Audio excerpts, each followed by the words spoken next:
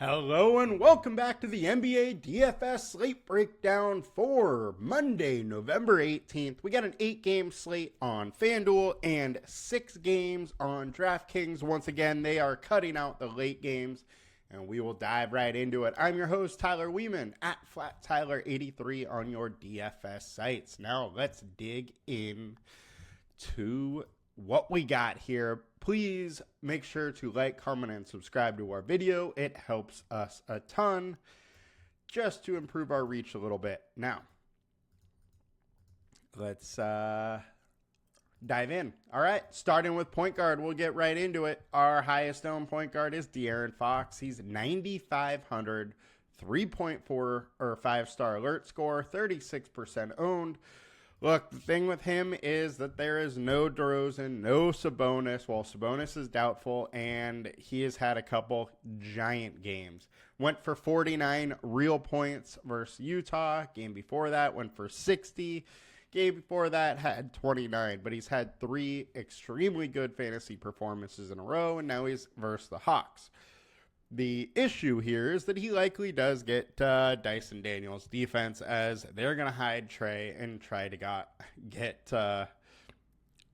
get Fox off of him and have Dyson Daniels key in on De'Aaron Fox, who has been extremely good at defense. But as a whole, this is a great spot for De'Aaron Fox, and 9,500 is expensive, but he can pay it off as he has in the last 3 appearances. So I don't mind De'Aaron. I'm going to have some, but I do think he's a bit pricey, and I might get away from him a little bit. Next, we got TJ McConnell, 4,400. 23 minutes the other game. Last night, they are still dealing last night. They're still dealing with some injuries. I expect him to play in that 20-23 minute range. What we've seen from him for the last few years is he's like a 1.15, 1.2 fantasy per minute guy. And if he gets a little extra run, there is a big ceiling here. So I'm fine taking some shots with TJ McConnell, but I'm not going to go super hard on him, and right now I do think he's probably going a little over-owned at 32%. Next, Jared McCain, 6,100, 22% owned. Look, dude's been balling out. He went for 54 fantasy points, had 34. This was a game that both Paul George and Embiid were out, as well as Maxey. And then last game versus Orlando, Paul George played, but Maxey and Embiid were out. So I think usage-wise, you can more count on this 36 type performance out of him. But I do not think he's going to keep scoring, 30-plus minutes or 30-plus points per game. So I think this price point is getting up there for his role. I bet he does come back down to life a little bit. However, I am still getting a decent amount of him. And I do wish his ownership was a little bit lower. At 22% high owned, starting to get to the point where I may try and scale back some ownership. But at this point, I am interested. Cade Cunningham, 9,400. Look, this is your clear pivot off of De'Aaron Fox. He has 2 60-point games in the last 3 days.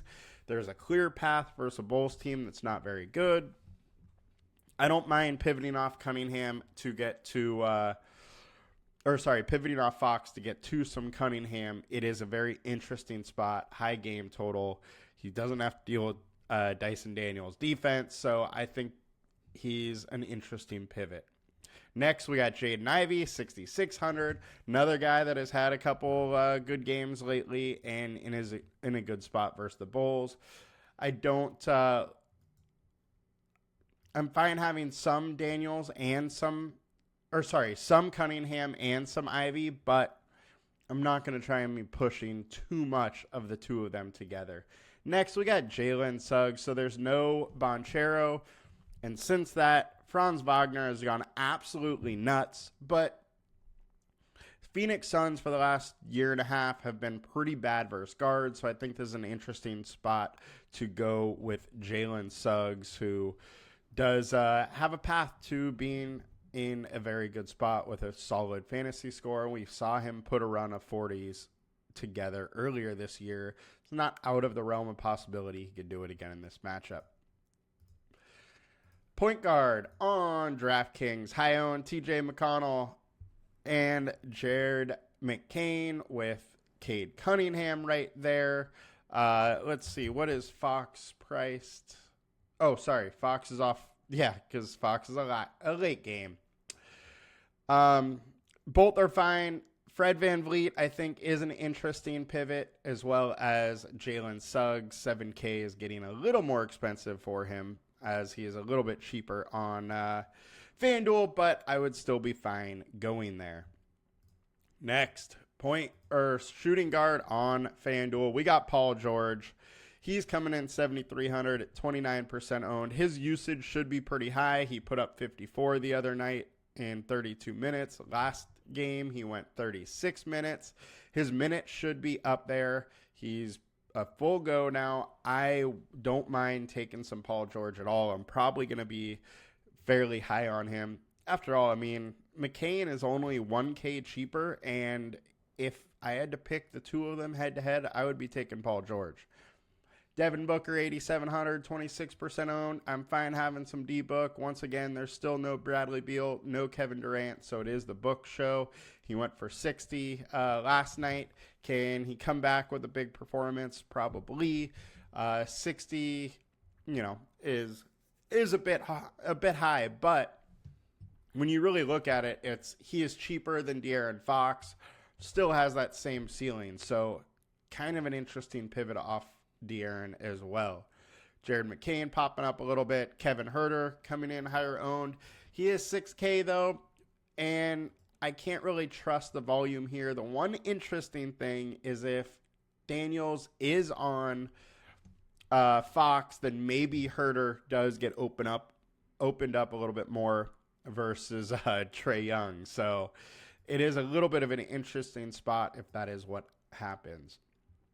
Now, some other pivots. Mikal Bridges. I love this spot for the Knicks players. Miles McBride is out again, and what's going to happen is the Knicks players are going to play a ton of minutes versus the Wizards. I mean, Bridges played 45 minutes last game. That absolutely could happen again. He could easily be 41, 42 minutes, something like that. Josh Hart is probably going to do the same. OG is going to play a ton. Cat is going to play a ton. I think the Knicks are in a very, very interesting spot to have a couple of them, or, 1 to 2 of them. Other pivots, we talked about Suggs already, but I do like him at shooting guard as well as Jaden Ivey and shooting guard on DraftKings. We got Jared McCain, 5,800. Zach LaVine, 7K, 31% owned. He is in a good spot versus Detroit, so I don't mind taking some LaVine as he does have a high ceiling. The problem is with Giddey there, his usage is just lower than it has been in years prior. So I like him. I don't love him, but we still do have a bit of a ceiling.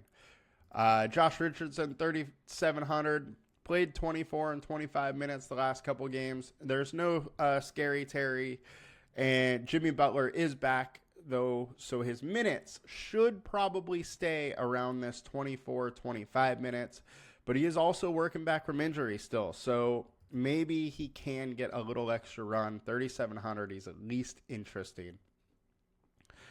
Bridges I like, D-Book I like. Let's move it on over to FanDuel. Small forward, Paul George. RJ Barrett, 7,800, 29% owned. We have him at 5.4x value, 3.5 or 4.5 star alert score.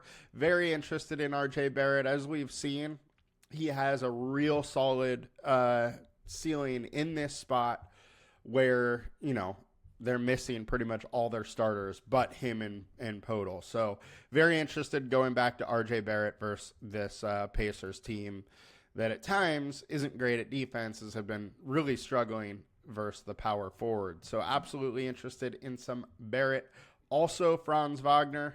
Can't forget about how this guy has been playing. 62 last game, 47, 56 the 2 games before that. There's still no Banchero. He's been in a perfect lineup 3 of the last 4 games, and now he's versus the Suns, who are very beat up, and I don't mind having some Wagner. I do have some reservations for this price point. At 8,800, he's starting to get up there. I just don't know if I can really count on him getting 50-plus game in and game out, and that's really what we need here. He's playing well. So I'm going to ride with some of them, but I am starting getting worried about that price point. Next, Jonathan Isaac. I'm excited that we can actually talk about him and maybe want to play him. So I warned on Friday about his minutes. He ended up playing 25. Now, this is the thing. So he played 22 the game before that and then 25 last game. The minutes are coming up. If that continues to happen, he is in a very great spot to explode. At 4,400, I'm willing to take some shots. He plays 22 plus minutes. The guy is a 1.5 fantasy per minute guy, or sorry, 1.2 fantasy per minute guy.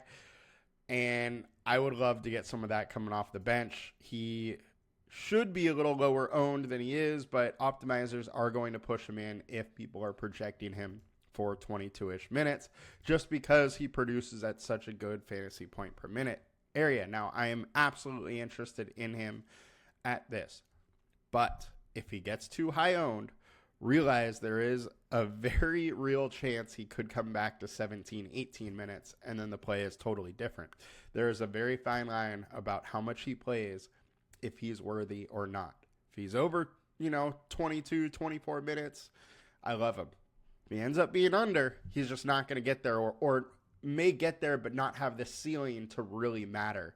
And that is the issue here, is the ceiling outcome for him. But 4,400, he gets 22, 25 minutes. There's absolutely a chance of him having 30, and that would do it. So getting over to FanDuel, small forward, we got Zach Levine, Jarris Walker. Jarris Walker, 4,300. We're going to talk about him on FanDuel, but might as well get into it now. There's going to be minutes for him. He is on this Pacers team that is pretty beat up right now, so he's a little interesting. We have him at 24.5 fantasy or minute projection right now, and 25 minutes he has been able to produce before. 4,300, he is interesting. I do have to say that if Isaac is, getting similar minutes to him, that I would probably rather just go to Isaac on DraftKings than I would Walker. Walker is going to be higher owned, but Isaac is just such a better fantasy point per minute producer that I would be a little bit more inclined to go there. Franz Wagner, RJ Barrett, we have talked about them both, so we will move it on over to power forward on FanDuel. We got Trey Lyles. He is the chalk of the night. He's 4,500, 36% owned. He played 35 minutes and 41 minutes the last 2 games with their injuries. He's likely in line for big minutes again. The issue is his usage just goes down a lot with the starters. He is 0.66 fantasy points per minute as a starter this season, which it's only 1 game, so it's a small sample size. But coming off the bench, he's only like a 0.8 guy. So it's natural that he loses some usage going with the starters, and I could very easily see him staying around that 0.7-ish fantasy point per minute. And that's just not going to cut it. However, at 4,500, if he has a good game, there is a path, and he is versus the Hawks, who have been giving it up to center, and that is likely where he is starting tonight, is at center. So I'm interested, but I think there is paths to him disappointing and not really getting there. And after all, with these value plays, we really do need them to get 7, 8x. Like, just 6x doesn't quite do it for us when we start talking about real points. And talked about Jarris Walker, talked about everybody else already, as well as RJ Barrett. I don't mind some Pascal Siakam either, in a good spot. revenge narrative if you want to do that versus the Raptors as well. So interested to go there. Now, power forward on DraftKings, we got Pascal Siakam, Jarris Walker, Franz Wagner as your high owned, as well as RJ Barrett. Getting over to the center position on FanDuel, Trey Lyles. You already know my worries. Next, we got Karl Anthony Towns, 9,200. I just absolutely love this spot for Cat. It is an absolute smash spot for him. He has been crushing. He's 9,200, and I think he's still too cheap. I would have a ton of him. He only played 30 minutes last game. It was a close game. I guess he took a hard fall in like the third, but he's totally off the injury report. So I would expect he's ready to go, and he's going to probably play 35 plus minutes. If he gets up to 39, 38, something like that, he's going to smash. So very interested in Cat. And I mean, the upside with him is just unreal. Trace Jackson Davis, I just wish I could count on minutes. I wish I could count on minutes from any of the Warriors. They're just playing too many guys, too deep. It's hard to go there. As well as Draymond. Draymond is at least playing consistently around 30, so you can consider him. But once again, I just don't love it. Zubac, 7,300 versus the Warriors. I'm fine having some Zubac just because he is playing 30 to 35 minutes. However, over the last few games, they have pulled that back a little bit. 27 versus Houston, 30 versus Houston, and then last game, 33. I think most likely he's going to be in that 32 to 34 range, not the 35 range that we saw him in for the start of the season when he was putting up all these perfect lineup ones. Now, getting over to DraftKings at center, we got Cat, we got Pascal Siakam, and Alperen Sengun. I love Sengun. The one thing I do have to say is that Steven Adams is going to be playing, and I just think that his minute limit, I don't see 32 minutes out of him. I see him around 30-ish consistently, 28, 30, something like that. And that's just going to take some ceiling out of him. Now, at 8.1, I am interested because he can still go for 50, but he's got to be real active to do it. And this might be a tough spot to do that. That will do it for us today, guys. We will be back tomorrow. We are going to try and make some more money. You guys have a great one. I will see you tomorrow. Peace. Good luck.